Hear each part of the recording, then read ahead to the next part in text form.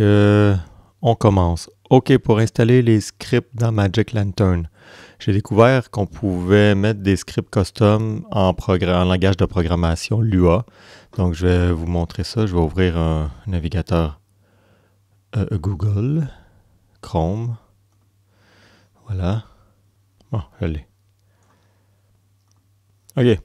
Donc, j'ouvre un navigateur Google Chrome. Ensuite, je vais naviguer sur Magic Lantern Eclipse Script.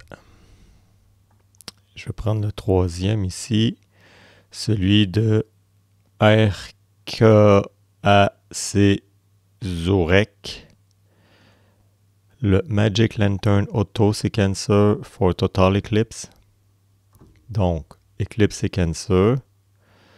En fait, je suis sur le projet GitHub du gars de RC Axorek. Donc, le Eclipse Sequencer, en fait, le script, c'est le Eclipse Sequence.lua qui est ici, que ma souris pointe. Si je clique dessus, on voit le script au complet. Le script, une fois qu'on a installé Magic Lantern, il y a un dossier script dans Magic Lantern. Je vais vous montrer tantôt. Je vais brancher ma carte mémoire sur l'ordinateur, on va voir. Et puis, le fichier .lua, je vais le glisser dans le dossier script de Magic Lantern. Ça va faire qu'à l'ouverture de Magic Lantern, je vais pouvoir sélectionner ce script-là à démarrer. Ce script-là, ce qu'il fait, quand je lis ici, quand je vois les deux petits tirets, ça c'est des commentaires. Donc c'est juste pour commenter le code, on va dire, ça ne sert à rien. Ce qui sert vraiment à nous autres, il l'a écrit en commentaire. En fait, il a écrit ici « Do not change these ». Fait qu'on ne touche pas à ça. Si je descends plus bas, c'est ici que je change. C1, C2, C3, C4. On voit que c'est écrit ça a été fait pour le Chili 2019. Fait qu'il a écrit ses temps en commentaire de C1, C2, C3, C4, juste pour s'en souvenir. Puis ensuite, ça fait partie du code. Fait que mon temps, je l'écrirai ici. Mon temps pour le C1, mon temps pour le C2. Et ça, pour l'éditer, je peux l'éditer à même dans la caméra. Je n'ai pas obligé d'utiliser l'ordinateur pour l'éditer. Je vais vous montrer ça tantôt. C'est vraiment cool. Donc, ça, j'écrirai mes heures selon... Il nous a mis un lien en commentaire. You can use Solar Eclipse Calculator. Encore de Exubeer. On va y aller voir. Ici. Fait que je peux ouvrir ma carte interactive que je vous ai montré la dernière fois dans une autre vidéo. On va vous la remontrer encore. Fait qu'on choisit ici notre Eclipse, notre date, 2024, le 8 avril. Voilà. Je vais ouvrir ma carte interactive. Je peux cliquer sur notre carte interactive Google pour aller trouver mes coordonnées géographiques exactes de mon lieu d'observation. Donc, supposons que je m'en vais observer à Sherbrooke, la journée de l'éclipse, parce qu'elle est proche de la totalité. Je vais aller pointer directement, c'est où mon site d'observation. Donc, supposons que je viens ici, dans un beau terrain-là, on va dire. Ici, en haut, à gauche, j'ai mes coordonnées géographiques. Puis ici, j'ai le temps de tous mes points de contact en temps universel. Donc, le C1 commence à 18h16 et 41 secondes. Le C2 à 19h27 et 46 secondes, temps universel. Là, pour l'instant, je veux les coordonnées ici pour mettre dans le calculateur de la page précédente. Donc, 45, 25. On va commencer avec ça. 45, 25. Puis, 71, 51. 71, 51. Ouest. Time zone, je suis à -5, donc 5 vers l'ouest, je pense. On tombe en temps d'été. On va calculer l'éclipse. Je vais voir si les temps concordent en fait. Ça, c'est le max de l'éclipse. Il calcule à 15h29 et 27. Je vais aller voir ma carte. 15h29 et 28, il y a une seconde de différence avec mon point sur la carte. Là, il est à 19h, mais si je retranche mon time zone de -5, Et là, j'ai toutes mes heures locales maintenant pour utiliser avec le temps local de l'appareil photo. Donc, retournons à notre script. On va le télécharger. Je vais sur Code, Download Zip. Je le download dans mon dossier de download. Ça dit qu'il existe déjà, je veux-tu le remplacer? Bon, on va le remplacer, c'est pas grave. Je vais le unzipper. Extract here. Parfait. Bon, il est en double, mais c'est pas grave. Je rentre dedans. Mon Lua, il est ici. Alors, je peux l'ouvrir directement sur mon ordi puis le modifier dans mon ordi. Mais je vais laisser ça comme ça, puis je vais tout de suite le mettre dans la Canon pour voir comment on peut l'éditer dans la Canon. Donc, pour ce faire, je vais retirer la carte mémoire de la Canon. Bon, je viens d'insérer la carte mémoire de l'appareil photo dans l'ordinateur. Je le vois ici, EOS Digital. On va l'ouvrir. Alors, mon Magic Lantern, c'est tous les fichiers là. J'ai une carte mémoire formatée. Donc, tous ces fichiers-là, c'est le fichier qui fait partie d'un Magic Lantern, puis des fichiers d'origine de l'appareil photo. Je vais sur ML, Magic Lantern. Ici, j'ai le dossier script. Et là, vous voyez, il y a tous les points ULA de script custom qui vient avec Magic Lantern. Mais là, je vais en rajouter un. Je vais rajouter lui que je viens de télécharger. Donc, je vais aller dans mon download, dans mon Eclipse Sequencer.ula, copie, CTRL-V. Voilà, je viens de le coller. Bon, il est là. Je peux éjecter ma carte et la remettre dans la Canon.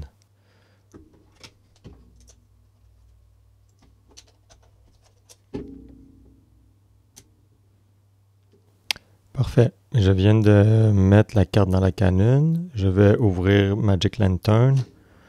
Alors pour ce faire, je pèse sur Live View, sur la poubelle.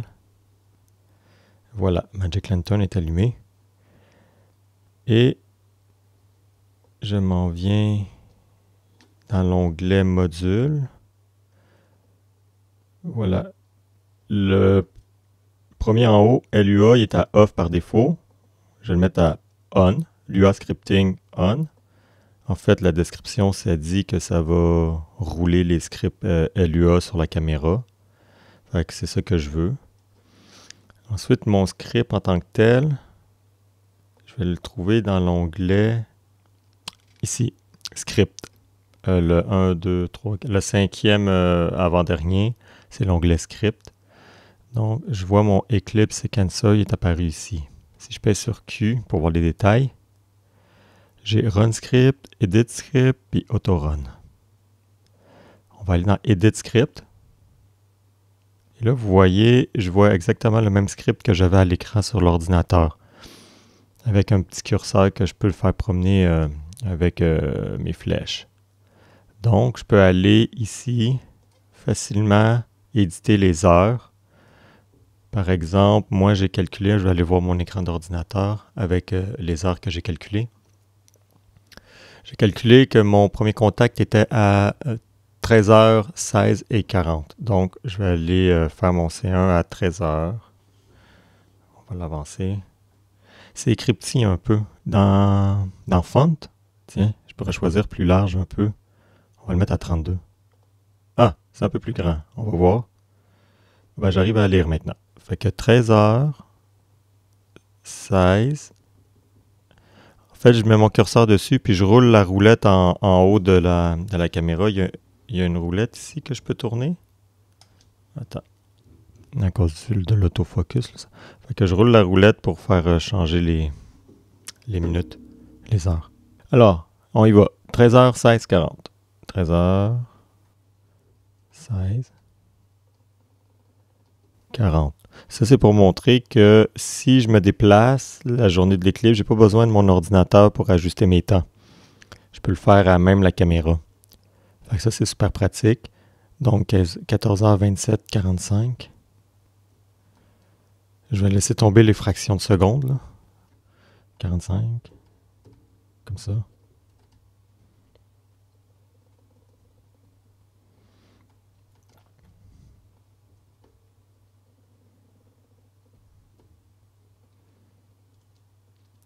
Le C3, il est à 14h31:09. En fait, je sais pas pourquoi j'ai mis 15 en haut, c'est 14. Il faut pas se tromper. Hein. 14h. 29-27.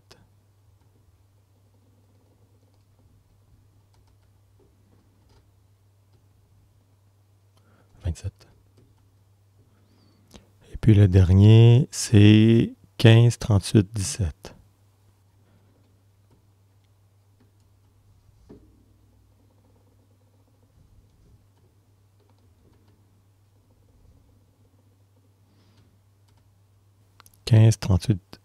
Voilà, ça c'est fait. Si je descends, j'ai d'autres options plus bas. On va regarder. Le delta time. Oui, le delta time, il se prend sur le calculateur d'Eclipse que j'ai ouvert sur l'ordinateur. On va aller voir. Ici, dans mon calculateur d'Eclipse, j'ai le LC. C'est écrit LC.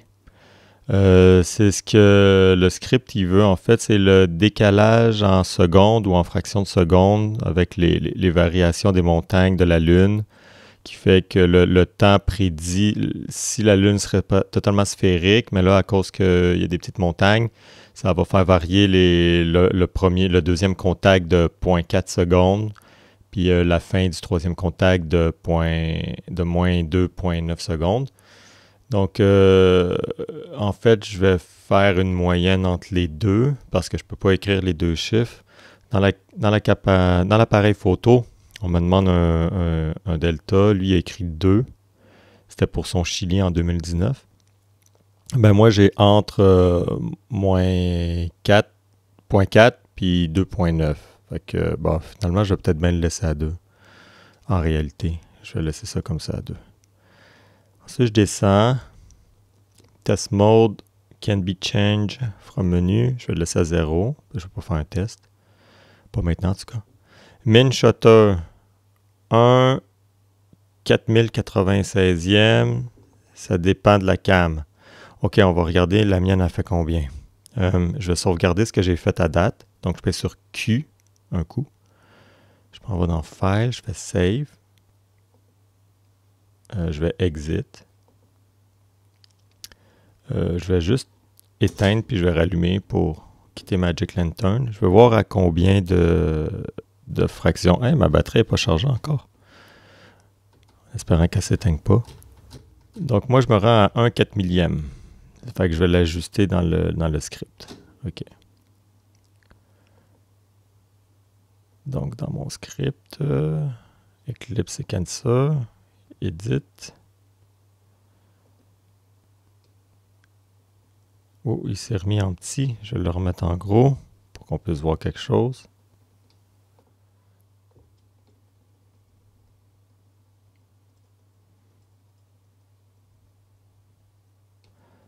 Alors, min shutter speed, on va le mettre à 1/4000. Voilà. Max shutter speed 30 secondes, c'est trop. C'est même trop. Mais je vais le laisser à 30 secondes. Il ne se rendra jamais jusqu'à 30 secondes. Parce que selon les séquences, le C1, C2, C3, C4, le temps qu'ils prennent les photos et qu'ils les enregistrent sur la carte mémoire, ça va tellement être long qu'il ne se rendra jamais jusqu'à... Time zone, je suis à -5 ici. Remarque qu'avec le changement, l'horaire d'été ou d'hiver, là, je suis à -5. Je suis à -5 en fait. -5. Voilà. Use UTC. En fait, je pourrais utiliser le temps universel directement dans la caméra en le mettant à 1. Donc, j'écrirais mes heures en temps universel au lieu de l'écrire en temps local. Ce serait peut-être une bonne chose. Je vais laisser à 0 pour tout de suite. J'explorerai ça une autre fois. OK. TC time on your camera. Lead time. Lead time, fait que 3 minutes avant, il va commencer la séquence avant le C1. Fait que 3 minutes avant, il va commencer à prendre des photos pour voir la Lune gruger le soleil. Et puis 3 minutes après le C4 aussi, il va faire la même chose. Partial délai 30. Number of seconds between partial image. OK, pendant les phrases partielles, il prend une photo par 30 secondes. Je pourrais le réduire. Si je veux plus de photos, je pourrais le mettre à 15, faire un time-lapse plus gros. On va l'essayer, on va le mettre à 15 au lieu de 30. Je vais prendre une photo par 15 secondes, tiens. Do not change anything below this line. Bon, tout le reste, on touche à rien parce que ça fait partie de la logique du code et on ne veut rien modifier. Que vraiment, c'est les seuls settings que j'ai à modifier ici. C'est d'écrire le temps, d'écrire mon time zone, puis combien de temps avant puis après l'éclipse que je veux photographier, et puis mon délai entre les phases partielles. Une fois que tout ça est modifié, je viens l'enregistrer. D'ailleurs, j'ai un Save As. Donc, je ne le ferai pas là sur la caméra parce que ça va être un peu long pour rien. Mais ce que je comprends... Je vais faire cancel. Ce que je comprends, c'est que je pourrais avoir plusieurs fichiers de script pour différentes places, puis je pourrais juste rouler le script. Si j'ai 2-3 sites d'observation potentiels, je pourrais faire un script d'avance pour chacun d'eux, puis mettre les 3 scripts ULA, LUA dans Magic Lantern, puis être prêt à les lancer quand je veux. Donc je save. Je quitte ça. Maintenant, j'ai un auto-run ici, qui est à off. Je pourrais le mettre à on. Et ça dit en dessous, select si le script va être loadé au startup de la caméra. Ce que ça fait, ça, c'est que si je l'éteins ma caméra et que je l'allume, le script va se loader automatiquement. Voilà. Vous voyez, le script il est en... Puis la batterie qui dit qu'il n'y a pas beaucoup de batterie, ça, c'est pas cool, là. La journée d'éclipse, on va s'arranger que la batterie soit pleine, n'est-ce pas? Donc là, le script, il roule en arrière-plan. Il va prendre le temps de la caméra pour se lancer lui-même. On va regarder d'ailleurs le temps de la caméra. Il faut que mon temps soit parfaitement bien placé. Ici, dans le menu, dans les configurations de la caméra, j'ai mon Date Time Zone.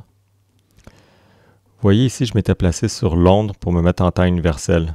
On va le rechanger. Je vais le remettre à New York pour me mettre à temps -5, pareil comme je l'ai seté dans le script. Le Daylight Saving Time, je l'ai mis à off.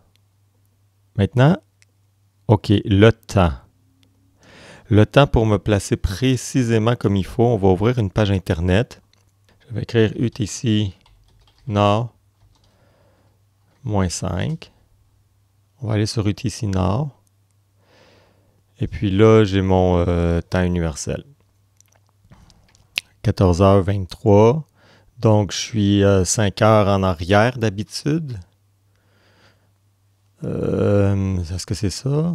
Non, c'est pas ça. 14 - 5, ça fait...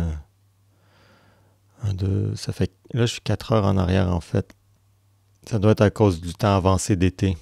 Ouais, on est en temps avancé d'été. Maintenant, on vient d'avancer l'heure en fin de semaine passée. Donc, ce qui m'intéresse, c'est les minutes puis les secondes. Je veux synchroniser précisément mon appareil photo avec le temps universel que l'Internet me dit.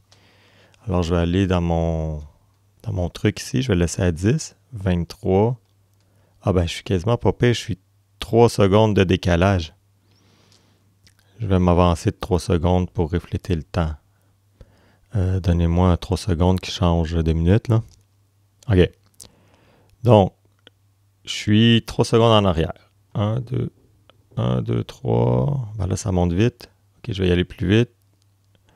OK, je vais me préparer d'avance. Je vais le mettre à 20. Puis quand son timer va arriver à 20. Voilà, pif. OK, on va voir si ça a marché. Alors, mon temps est synchronisé. Bon, il y a une demi-seconde de différence. Je peux vivre avec des fractions de secondes, là. Donc là, mon temps il est synchronisé. Je suis à -5 sur New York. Mon script il est paramétré pour starter à la bonne heure. Est-ce qu'on peut faire un test? Si je l'allume, mon script démarre automatiquement. Excellent. Je vais aller le démarrer manuellement pour faire un test. Si je me vais dans mon Eclipse Sequencer, je pourrais mettre le test à on, faire un run. Et là, ça me dit que la séquence partielle devrait commencer dans 47 000 secondes. 47 000 secondes. C'est loin. 47 000 secondes. Ça représente combien d'heures, ça, 47 000 secondes? Dans 13 heures. Bon, je vais quitter. On va recommencer ça. Bon, j'allume l'appareil photo. Mon temps il est synchronisé. On va démarrer le Magic Lantern.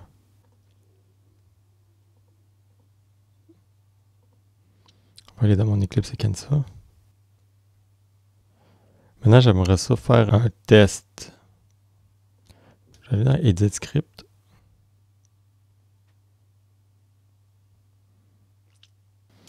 Mon time zone est à -5. Lui, il est à 0.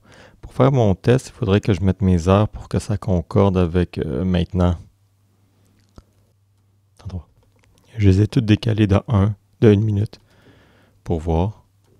On va sauvegarder ça.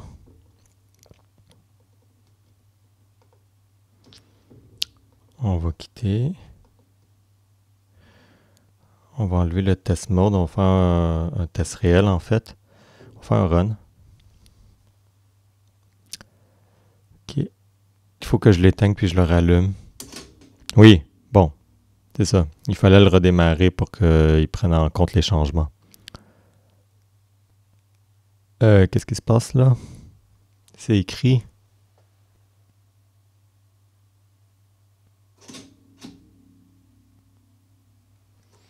OK, dans sa phase qui prend une photo par 15 secondes, il commence par les phases partielles. À ISO 100. À 1/350e. Il faut peut-être que je place l'appareil photo au bon setting avant. Sleeping 11 secondes. Remove filter, il m'a averti d'enlever le filter. Là, il commence la totale. Ça y est. Il shoot. Il fait un gros bracketing. Il part de 1/4 millième, puis il va monter jusqu'à 30 secondes. Mais d'après moi, il ne se rendra pas à 30 secondes à cause que le temps va arriver à un moment donné qu'il va falloir qu'il change de phase, de séquence. À la fin, on regardera. Je ferai un test réel. Une journée ensoleillée sur le soleil, même pas besoin sur le soleil. Je pourrais faire un test réel, juste même s'il fait noir, mais avec les vrais temps de l'éclipse pour voir la quantité d'images exactement qu'il va prendre, si c'est les bons ISO puis les bons temps d'exposition que je veux. Mais pour l'instant, tout est automatisé puis il y a de l'air à faire son algorithme comme que je le veux. C'est magnifique. C'est parfait. C'est d'une simplicité déconcertante. Donc, je vais sortir. J'ai 2 caméras Canon que je dédie à l'astro. Donc, je vais laisser tomber les caméras QLED professionnelles que j'ai besoin de traîner un ordinateur. Je vais juste sortir un trépied motorisé de base à batterie avec un appareil Canon, Magic Lantern. Et ça va démarrer au bon moment. Excellent. Alors là, il a changé de phase. Il a fini sa totale. Il retombe sur la deuxième partielle. J'imagine que si j'avais le temps de lire ce qui est écrit en arrière, ça me donnerait plus d'infos. Il doit générer un log à la fin qu'on peut fouiner dedans.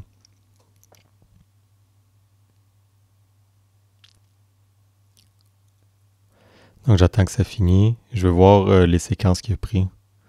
Et la beauté du script, si j'ai besoin de changer la batterie parce qu'il n'y a plus de batterie, j'éteins la caméra, vite, je change la batterie en urgence, je le rallume. Vu que j'ai mis le script en auto-run, il devrait continuer sa séquence là où il était rendu. En théorie. On va voir. Oh, c'est vrai ce que je dis.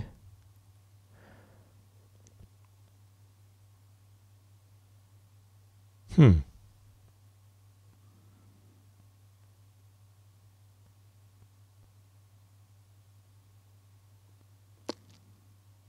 J'ai l'impression que je peux pas me fier à l'auto-run. Je pense que je dois aller faire un run manuel.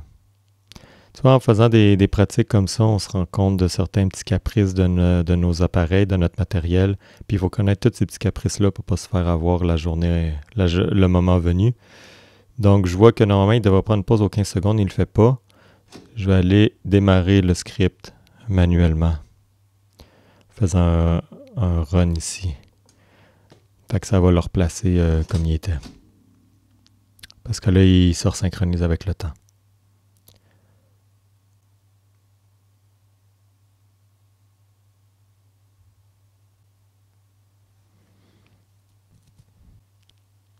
Il a l'air de s'être mis en sleep, là. Ah, ben c'est fini. Presse un bouton pour exit. Donc, on peut aller voir les pauses qu'il a pris. Fait que ici, je vois que ça finit par un 6e, un 25e.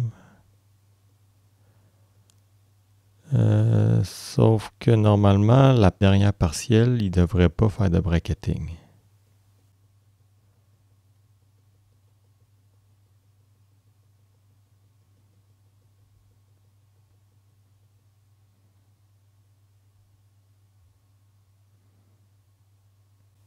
C'est rendu jusqu'à 1 seconde, le maximum que c'est rendu. Si je regarde ici, c'est rendu jusqu'à 1 seconde. Bon, voilà, ça mérite un test en situation réelle. Et pour voir exactement avec les timers qu'est-ce que ça va donner. Mais le script a l'air d'avoir beaucoup de potentiel et c'est celui que je vais utiliser lors de l'éclipse. Donc, si vous avez des questions, n'hésitez pas à le demander en commentaire et je vais vous répondre. Salut, bye!